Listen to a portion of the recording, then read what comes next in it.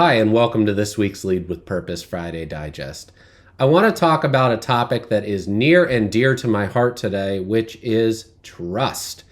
We have core values here at Dame Leadership, and trust is number one. So everything we do is to build trust. Now, I think about this a lot, and as a business owner, there's a lot of talk about trust.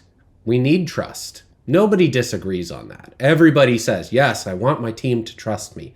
But what we don't talk about all the time as leaders is how to actually build that trust, okay?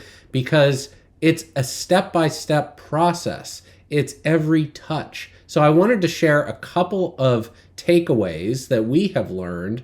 We actually featured this at our Evolution conference last year in how to build trust. And I wanted to share some of those takeaways with you today. So, first and foremost with trust, transparency is key. So people trust people who are honest and upfront. So even if you have to deliver difficult news, sharing that openly, honestly, and with compassion really makes a difference.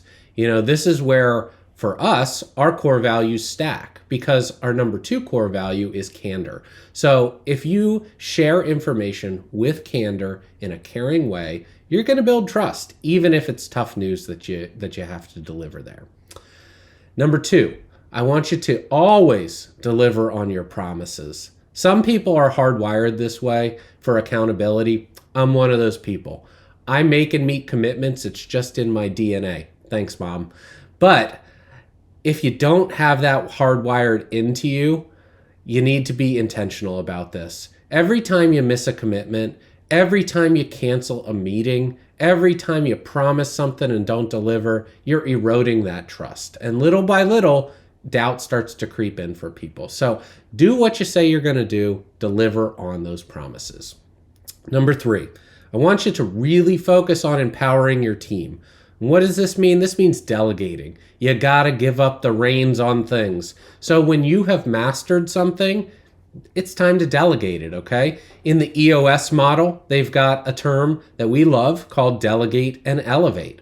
So when you are delegating to your team and you are empowering them, that is a wonderful thing for the organization, because what it says is, I trust you with this.